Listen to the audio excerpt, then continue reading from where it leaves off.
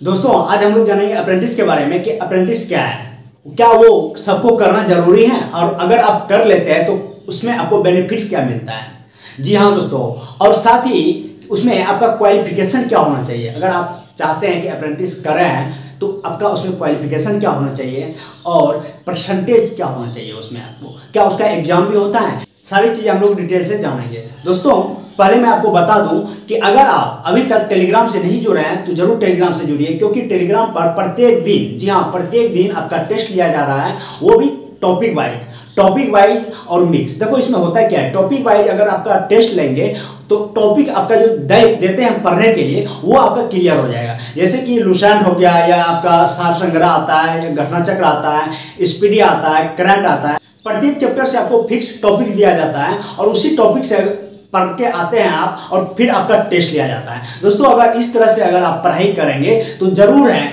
कि अगर आप 3 से 4 महीना कंटिन्यू इस तरह लगे रहेंगे तो जरूर आपका तैयारी कहीं न कहीं एक अच्छे स्कोर पर पहुंच जाएगा और आप कम समय में, काफी कम समय में अच्छा स्कोर कर पाएंगे। तो टेलीग्राम से भी जरूर जुड़िए और वहां पर प्रत्येक दिन टेस्ट लगाइए। एक दिन टॉपिक टेस्ट चलता है और एक दिन मिक्स चलता है। मिक्स में भी वही रहता है, जीके जीएस करंट, लेकिन वहां पर यह होता है कि आपको हम बताते नहीं है कि क्या पढ़ना है क्या नहीं पढ़ना है। यानी कि अभी तक, जी हाँ अभी तक जो आप ओवरऑल पढ़ के रखते हैं, मतलब कि जो आपको आता है आप अपने हिसाब से आंसर को क्लिक कीजिए। लेकिन टॉपिक में क्या होता है, हम टॉपिक आपको बता देते हैं और उसमें कहीं कहीं देखा जाए तो आप अच्छा स्कोर करके आते हैं। तो इस तरह से अगर आप पढ़ाई करेंगे तो जरूर आपका बहुत कम समय में, जैसा कि अभी हम बोले, बहुत कम समय में आप एक अच्छा स्कोर कर पाएंगे। ठीक है, तो जरूर टेलीग्राम से जुड़िए। और चलिए आज का वीडियो जैसा कि बोला आईटीआई से रिलेटेड जान, तो आइए इसको समझते हैं। ठीक है, देखो जैसा कि लिखा है अप्रेंटिस। ठीक है, अप्रेंटिस देखो होता क्या है। तो अप्रेंटिस के बारे में अगर देखा जाए तो सब कोई जानते हैं, ठीक है, कि अप्रेंटिस होता है और इसको करना चाहिए। बहुत के मन में होता है कि चलो अप्रेंटिस कर लेते हैं, अगर आपको मौका मिलता है तो आप भी कर लीजिए। ठीक है, लेकिन देखो इसके लिए आखिर आपको चाहिए तो चाहिए क्या। देखो इसके लिए पहले तो आपको मैट्रिक्स होना जरूरी है। अगर आप 10th कर चुके हैं, अगर 10th कर लिए हैं तो 10th करके, सिर्फ 10th करके आप अप्रेंटिस नहीं कर सकते हैं, उसके लिए आपको आईटीआई भी चाहिए। अगर आप 10th प्लस आईटीआई ये 2 चीज किए हैं, ठीक है, 10th और आईटीआई अगर आपका हो चुका है तो जी हाँ आप अप्रेंटिस कर सकते हैं। लेकिन उसमें आपको यह देखना पड़ेगा कि आपका परसेंटेज क्या है। ठीक है, मैट्रिक्स में आप कितना परसेंटेज उठाए हैं और आईटीआई में कितना उठाए हैं। ठीक है, क्योंकि अप्रेंटिस एक ऐसा ये एप्लीकेशन आता है, एक ऐसा फॉर्म है जिसमें आपका एग्जाम नहीं लिया जाता है। आप किसी भी एग्जाम, किसी भी चीज का जब फॉर्म भरते हैं तो उसका एग्जाम लिया जाता है, उसी एग्जाम के अनुसार आपका मेरिट बनता है। लेकिन यहां पर क्या है कि मैट्रिक्स में आप कितना परसेंटेज उठाए हैं और आईटीआई में कितना परसेंटेज उठाए हैं, दोनों का परसेंटेज जोड़ करके आपका यहाँ पर मेरिट बनाया जाता है। जी हाँ दोस्तों, और अप्रेंटिस का जो फॉर्म है प्रत्येक जोन अलग अलग निकालता है, जब इसका कोई बोर्ड नहीं होता है, ठीक ना, प्रत्येक जोन अलग अलग निकालता है अपने हिसाब से। उसको वहां पर कितना लड़का चाहिए वो अपने हिसाब से फॉर्म निकालता है। जैसे एनएफ रेलवे अपना अलग से निकालेगा, एनएफआर रेलवे अपना अलग से निकालेगा, ईआर ईस्टर्न रेलवे अपना अलग से निकालेगा, एसईआर यानी साउथ ईस्टर्न रेलवे अपना अलग से निकालेगा। मतलब कि जितना भी जोन है प्रत्येक जोन अपना अपना फॉर्म निकालता है और वहां पर उसके अकॉर्डिंग आप फॉर्म भरते हैं। लेकिन सिलेक्शन जो होता है वो किस पे होता है, परसेंटेज पे होता है। समझ गए। तो इसमें आपको ये देखना है कि आपका जो आईटीआई में परसेंटेज होना चाहिए, मैट्रिक्स में जो परसेंटेज होना चाहिए, मिनिमम वो 60% होना ही चाहिए। मिनिमम 60%, मैक्सिमम आपका जितना हो उतना आपके लिए बेहतर होगा। अगर आप आईटीआई पर अप्रेंटिस करना चाहते हैं तो उसके लिए जो परसेंटेज चाहिए, मिनिमम परसेंटेज का बात कर रहे हैं हम 60%, और आईटीआई में मिनिमम परसेंटेज जो चाहिए 75%। लेकिन जरूरी नहीं है कि इतना परसेंटेज से आपका हो ही जाएगा, क्योंकि बहुत सारे लड़का का मैट्रिक्स में, अगर 10th का बात करूं, सिर्फ 10th का बात करूं तो 70 भी रहता है, 75 भी रहता है, किसी किसी का 80 भी रहता है, 65 भी रहता है। तो अगर देखा जाए, जी हाँ अगर देखा जाए कि चलो 100 सीट है, ठीक है, 100 सीट निकल गया वहां पे, हाँ चलो ईआर ईस्टर्न रेलवे में 100 सीट निकल गया अप्रेंटिस का, ठीक है, 100 सीट निकला है। अब इसमें से बताओ कि ये 70 सिर्फ छोड़ के अगर 75-80 का देखा जाए, अगर ये फॉर्म नहीं गिराता है और 60 से 60, 65 और 70 ये 3 लड़का फॉर्म गिराता है, और इसमें जो है 70 और 65 वालों का संख्या कम है, तो जाहिर है कि 60 वालों की संख्या ज्यादा है, तो 60 वाला यहाँ और यहाँ पे 75% जिसका है या 70 है या फिर 80 है, तो उसमें जो 80 होगा और 60 उसका पहले यहां पर ज्वाइनिंग कराया जाएगा, समझ रहे ना, उसका यहां पे मेरिट बनाया जाएगा। अगर जैसे किसी लड़का का 60 है, 10th में, चलो यहां पर देखो 10th में 60% है, ठीक है, 10th में 60% है और ITI में उसका, ITI में जो है 75% है, ठीक है, एक लड़का का ये है और एक लड़का का है 10th में उसका है चलो 60% और ITI में है 80%, ठीक है। अब देखो यहां पर जो मेरिट बनेगा पहले वो किसका, आपको तो हम क्या बोले परसेंटेज के आधार पर होता है, तो पहले जो होगा इसका होगा, ठीक ना, क्योंकि देख रहे हैं इसका 10th में 60% है लेकिन ITI में 80% है, इसका भी 10th में 60% है लेकिन ITI में 75% है। तो आपको हम यही बताना चाह रहे हैं कि इसमें जो आपका मेरिट बनता है वो परसेंटेज के हिसाब से। अब देखो कि हम क्या बोले, अभी मिनिमम इतना चाहिए, लेकिन भैया अब ये बताओ 60 वाले कैंडिडेट, अगर चलो 60 वाले कैंडिडेट उसमें पहुंच गया, लेकिन उसमें अगर 70% और 75% और 80%, हाँ इसका दबदबा ज्यादा रहेगा, ठीक ना, चलो 75% वाले का दबदबा ज्यादा है या फिर 80% वाले का दबदबा ज्यादा है, ये बंदा अगर फॉर्म गिरा देता है, हाँ 100 सीट में से 80 को यही गिरा देता है और 10 तो ये गिरा देता है, तो 80 10 90 तो ऐसे हो गया, बचा कितना 10 चलो 65 वाले आ गया, 65 वाले आ गया, तो 65 वाले को उठा लेगा, तो 60 वाले को नहीं उठाएगा। कहने का मतलब आपका ये जरूरी नहीं है कि अगर आपका 60% है मैट्रिक में, हाँ, और ITI में अगर आप 75% हैं, हाँ 75% आप ITI में उठा लेते हैं, तो जरूरी नहीं है कि आपका अप्रेंटिस में मेरिट बन ही जाएगा। उस टाइम ये डिपेंड करेगा जिस जोन का फॉर्म निकला है उस जोन में कितना लड़का फॉर्म गिराया, हाँ, और आपसे ऊपर वाले लड़का ने कितना फॉर्म गिराया, यानी कि आपका जो परसेंटेज, अगर आपसे परसेंटेज से ज्यादा परसेंटेज वाले लड़का फॉर्म गिराया तो जाहिर है कि आपका सिलेक्शन नहीं होगा, आपका मेरिट लिस्ट में नाम नहीं आएगा। लेकिन अगर फॉर्म ही नहीं गिरा जाता, चलो जैसा कि बोले हम 100 सीट है उसमें 90 ही फॉर्म गिरा, तो जाहिर है सबका सिलेक्शन होना तय है। तो चलिए इतना तो हम लोग समझ गए कि मेरिट कैसे बनता है। और यहाँ पर आइए हम लोग आते हैं ITI में। देखो ITI जब आप करने जाते हैं, देखो ITI में जो काउंसलिंग होता है वो 2 आधार पर होता है। पहला तो होता है STBT के आधार पर, दूसरा होता है NCVT के आधार पर, समझ रहे हैं ना। ITI जब भी आप अगर करने जाते हैं, अगर आपका सपोज दैट आप गवर्नमेंट का ITI निकाल लिए हैं या फिर प्राइवेट में करने जाते हैं, तो वहां पर आपको अगर प्राइवेट में जाते हैं तो आपसे पूछा जाएगा एक NCVT, दूसरा STBT। आप NCVT सर्टिफिकेट लेना चाहते हैं यानी कि NCVT से करना चाहते हैं या STBT। देखो यहाँ पर आपका सारा डाउट क्लियर हो जाएगा। पहले तो आप STBT क्या होता है इसको समझ लेते हैं। STBT मतलब होता है state council of vocational training. State council यानी कि ये राज्य स्तरीय होता है। वोकेशनल ट्रेनिंग का मतलब व्यावसायिक परीक्षण, ठीक है। तो और अगर देखा जाए NCVT का मतलब होता है national council of vocational training, ठीक है। नेशनल काउंसिल का मतलब समझ गए होंगे कि राष्ट्रीय स्तर, ठीक है। इसका जो काउंसलिंग होता है राष्ट्रीय स्तर पर, वोकेशनल ट्रेनिंग का मतलब जैसा कि व्यावसायिक परीक्षण। तो दोस्तों अब ये दिमाग में आता है कि आप NCVT करें या STBT करें। जैसा कि देख रहे हैं आप स्टेट काउंसिल, दोस्तों इसमें आपका राज्य स्तरीय यानी कि ये जो होता है आपका राज्य स्तरीय है, यानी कि आप जिस स्टेट में हैं, जिस स्टेट का आप ITI फॉर्म भरे थे और उसमें आपका नाम आ गया यानी कि आप एग्जाम निकाल चुके हैं, तो आपका जो काउंसलिंग होगा वो स्टेट लेवल पर। अगर STBT में आपका काउंसलिंग हो रहा है तो आपका स्टेट लेवल पे हो रहा है, लेकिन अगर NCVT में हो रहा है तो आपका नेशनल लेवल पे हो रहा है, यानी राष्ट्रीय स्तर पर हो रहा है। अब देखो इस दोनों में अंतर क्या है। पहले बहुत ज्यादा इसमें इस दोनों में अंतर देखा गया था, लेकिन अभी इस दोनों में अंतर जो है बहुत मतलब लगभग समान है। देखो इसमें होता क्या है दोस्तों, जब आप NCVT से ITI करते हैं तो NCVT का जो सर्टिफिकेट देता है वो आपको सेंट्रल सरकार देता है, जी हाँ सेंट्रल गवर्नमेंट देता है। लेकिन जब आप STBT से ITI करते हैं तो इसका जो आपको सर्टिफिकेट देता है वो स्टेट सरकार देती है, स्टेट गवर्नमेंट देती है।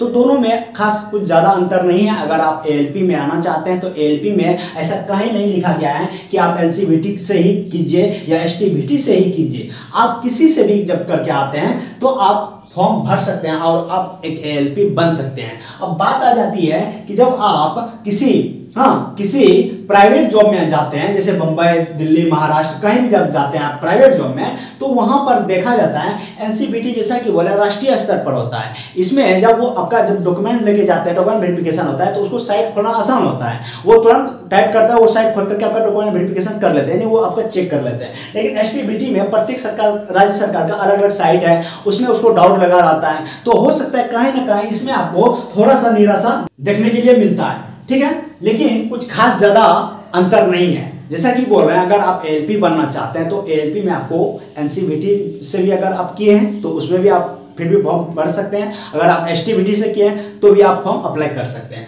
कोई दिक्कत नहीं है, ठीक है। लेकिन वही जैसा कि बोले प्राइवेट में, अगर प्राइवेट में आप जाते हैं कहीं दूर दराज, कहीं ज़्यादा दूर आप कहीं किसी कंपनी में जा रहे हैं, तो वहाँ कहीं कहीं थोड़ा सा आपको दिक्कत आ सकती है और कहीं कहीं आपका डॉक्यूमेंट वेरिफिकेशन में आपको छांट सकता है। तो आप कोशिश कीजिएगा कि एनसीवीटी से ही करें, आईटीआई जब भी करें एनसीवीटी से ही करें। अब बात आ जाती है, जब आप गवर्नमेंट आईटीआई निकालते हैं तो वहाँ पर ज़्यादातर जो आईटीआई होती है एसटीबीटी, जी हाँ, एसटीबीटी आईटीआई ही होता है वहाँ पर। तो आप ये कोशिश करना कि अगर आपको एनसीवीटी आईटीआई नहीं मिल रहा है, हाँ, जब आपका काउंसलिंग हो एनसीवीटी नहीं मिल रहा है, एसटीबीटी मिल रहा है, तो हम यही कहेंगे आपको कि आप आईटीआई वहाँ से मत करना। वही दूसरी ओर अगर देखा जाए कि जब आप प्राइवेट कॉलेज में जाते हैं, प्राइवेट कॉलेज का जो ज्यादातर सर्टिफिकेट दिया जाता है वो एनसीवीटी दिया जाता है, जी हाँ, एनसीवीटी सर्टिफिकेट दिया जाता है। यानी कि 99% कॉलेज जो है, प्राइवेट कॉलेज का बात कर रहे हैं हम, 99% कॉलेज जो है वो आपको सर्टिफिकेट देता है, एनसीवीटी देता है। क्योंकि वहां अगर एसटीवीटी देगा तो लड़का लोग जाएगा ही नहीं।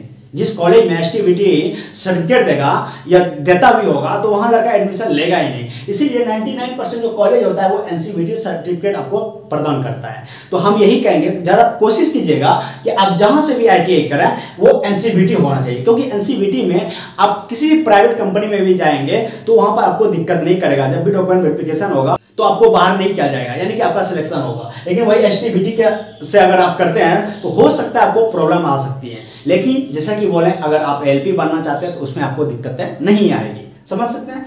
इसके बारे में हम लोग क्लियर जान गए, ठीक है। तो दोस्तों ये तो हम लोग जान गए कि एनसीवीटी और एसटीवीटी यानी कि अप्रेंटिस करने के लिए क्या क्या चाहिए और आपका एनसीवीटी क्या होता है, एसटीवीटी क्या होता है। अब चलिए आपको हम दिखाते हैं कि अप्रेंटिस जब करते हैं आप किसी भी आप जॉब में, जब आपका सिलेक्शन हो जाता है और वहां से आप अप्रेंटिस करते हैं तो अप्रेंटिस टाइम क्या आपको सैलरी मिलता है, तो उसके बारे में चलिए जानते हैं। दोस्तों जैसा कि देख रहे हैं एनएपआर जोन में इसका पोस्टिंग हुआ था। एनएपआर जोन के अंदर लमडिंग डिवीजन है, यानी कि डिवीजन जो है वो जोन के अंदर आता है, ठीक ना।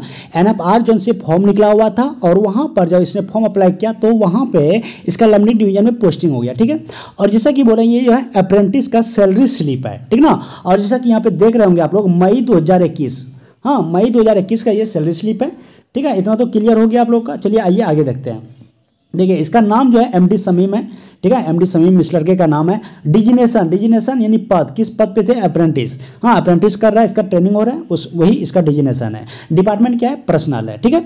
एससीएल का होता है सिलचर, यानी कि जिस स्टेशन में इसका पोस्टिंग हुआ था उस स्टेशन का नाम है सिलचर। बिल यूनिट देखो इसका क्या है 054, यानी कि जो भी है बिल यूनिट, ये बिल यूनिट को क्या होता है, बिल यूनिट के बारे में थोड़ा आप लोग को बता दें कि बिल यूनिट जो होता है भैया, यानी कि आप जैसे कि छुट्टी लेते हैं या वर्किंग करते हैं, यानी कि आप ड्यूटी कर रहे हैं या आप बीमार हो गए हैं यानी सिक कर दिए हैं, तो आप तो डिवीजन नहीं जाएंगे, डिवीजन तो दूर होता है, यानी कि आप स्टेशन से तो डिवीजन नहीं जाएंगे ना, तो स्टेशन में आप किसी के अंदर होते हैं, यानी कि आपका कोई न कोई इंचार्ज होता है। उस इंचार्ज को आप क्या करते हैं, फॉर्म लिखते हैं, यानी कि एक लेटर लिखते हैं। वो इंचार्ज क्या करता है, डिवीजन भेज देता है, डिवीजन में बिल क्लर्क उसको क्या करता है, कंप्यूटर में चढ़ा देता है। तो उसी हिसाब से आपको उसी हिसाब से यानी कि आपको पेमेंट आता है, ठीक ना। उसी हिसाब से पेमेंट आएगा। अगर आप छुट्टी लिए तो उस हिसाब से आएगा, अगर वर्किंग किया तो वर्किंग के हिसाब से पेमेंट आएगा, ठीक है। आइए आगे देखते हैं। आगे देखिए, आगे है डेट ऑफ बर्थ, इसका ब्लर कर दिया है। पे बॉन्ड है यानी 4440 से 7440 रुपया, और पे बैंड यानी पैसा जो है उसका वेतन जो है वो कितना है 7164 रुपया, ठीक है ना। यानी 7164। आप जब ट्रेनिंग में जाते हैं, अप्रेंटिस का ट्रेनिंग में जाएंगे तो आपको जो पैसा दिया जाएगा यानी वेतन दिया जाएगा वो 7164 रुपया दिया जाएगा, ठीक है। और इसमें देख लेते हैं आगे हम लोग। देखिए ग्रेड पे 0 है, ग्रेड पे 0 क्यों है वो बताएंगे। इंक्रीमेंट डेट दोनों, यानी ग्रेड पे 0 और इंक्रीमेंट डेट नहीं है, ऐसा क्यों। देखो एक्चुअली क्या होता है, जब आप सरकारी जॉब भी ले लेते हैं या अप्रेंटिस का ही बात करते हैं, तो जब आप ट्रेनिंग पीरियड में होता है तो उस टाइम जो आपको पैसा मिलता है एक्चुअली उसको सैलरी नहीं बोला जाता है, ठीक ना, उसको स्टाइफन बोला जाता है। जैसे मेरा ही ट्रेनिंग हो रहा था तो उसको स्टाइफन बोलेंगे, जैसे इसका ट्रेनिंग हुआ है इसको स्टाइफन बोला जाएगा, ठीक है ना। इसीलिए स्टाइपेंड के दरम्यान ग्रेड पे नहीं होता है, इसलिए इसका ग्रेड पे 0। और इंक्रीमेंट डेट इसलिए नहीं है क्योंकि आपको परमानेंट जॉब नहीं दिया उसने, आपको ट्रेनिंग के लिए बुलाया गया है। और ट्रेनिंग कितने साल का है? 1 साल का है, 1 साल का ट्रेनिंग होता है। तो इसलिए इंक्रीमेंट डेट क्यों होगा? इंक्रीमेंट कब होता है? प्रत्येक साल में एक बार होता है, यानी कि जब से आप ज्वाइनिंग किया तब से जब 1 साल पूरेगा उस टाइम फिर इंक्रीमेंट लगेगा, फिर अगले साल इंक्रीमेंट लगेगा। लेकिन 1 साल के बाद तो आप वहाँ से निकल रहे हैं तो इंक्रीमेंट नहीं लगेगा। मोबाइल नंबर ब्लर किया हुआ है, ठीक है। डेट ऑफ ज्वाइनिंग यहाँ पे जैसा देख रहे हैं, डेट ऑफ ज्वाइनिंग है इसका 22/1/21, यानी 2021 में 1 जनवरी में 22 तारीख को ये ज्वाइन किया था, ठीक है। पीएफ नंबर है जो ब्लर करके रखे हैं। Payment mode CIPS NEFT core banking है, ठीक है ना। और देख रहे हैं जैसा कि यहाँ पे है बैंक क्या है इसका? SBI है, ठीक है। अकाउंट नंबर हम ब्लर कर दिए हैं, पैन नंबर है जो ब्लर कर दिया। और आप लोग से भी यही कहेंगे, आप लोग भी किसी से शेयर नहीं कीजिएगा, ठीक है। और आइए देखते हैं आगे हम लोग। आइए देखिए इसमें लिखा हुआ है नीचे लीव बैलेंस जो है क्या वो 1/5/2021, यानी कि इसको जो बैलेंस ये जो जैसा कि बोले हैं कि ये जो पर्ची है 5वें महीने का यानी मई का है। तो 2021 में मई महीने का 1 तारीख का जो बैलेंस इसका है आया है वो है। तो उस टाइम जो ड्यूटी किया इसने एक भी छुट्टी नहीं लिया है। जैसा कि देख रहे हैं यहाँ पे लिखा हुआ है ड्यूटी डे जो है 31 है, यानी कि 31 दिन इसने काम किया, एक भी छुट्टी नहीं लिया। ग्रॉस पे कितना बना है? 8782 रुपया, ठीक है। कैसे बना आइए देखते हैं। देखिए स्टाइपेंड पे यहाँ पे लिखा हुआ है, स्टाइपेंड देख सकते हैं। स्टाइपेंड पे कितना है? 7164 रुपया, ठीक है ना। जैसा कि बोले सैलरी नहीं स्टाइपेंड होता है, ठीक है। 7164 रुपया लिखा हुआ है। और एरियर स्टाइपेंड पे देख रहे होंगे आप लोग। एरियर स्टाइपेंड पे क्या होता है? देखो एरियर स्टाइपेंड पे मतलब कि आप जैसे कि चलो जनवरी में ज्वाइन कर गए, लेकिन आपको पैसा आता है फरवरी या मार्च में आता है, ठीक ना। तो जनवरी का पैसा नहीं आता है, मार्च में आया तो मार्चे का आया और फरवरी का आया, या फिर मार्चे का आया, फरवरी और जनवरी नहीं आया। फरवरी और जनवरी जब जिस महीने आपको पे करेगा, यानी पीछे महीने का भी पे करेगा और उस महीने का भी, तो पीछे महीने का जो पे करेगा उसी को एरियर बोला जाता है। एरियर स्टाइपेंड पे जो है इसका 1618 रुपया, ठीक है ना। ये समझ गए। LAP कितना टोटल है? इसको 15 है जो इसने लिया नहीं है। वर्किंग पे डेज क्या है? 0 है, ठीक ना। और टोटल रिकवरी क्या होता है? यानी कि टैक्स, जिसको आप टैक्स बोलते हैं। अरे सैलरी रहेगा तभी तो टैक्स, यहाँ तो स्टाइपेंड है, नो सैलरी नो टैक्स, ठीक है। LHP क्या है? 10 है टोटल, लिया नहीं। नेट पे टोटल कितना हो गया? 8782 रुपया। जैसा कि देखें टोटल पे जो होता है 8782 रुपया हो गया। तो दोस्तों इस तरह से इसने अपना कंप्लीट 1 साल का जो ट्रेनिंग था कंप्लीट किया, और ट्रेनिंग के दरम्यान ये आपको पेमेंट दिया जाता है।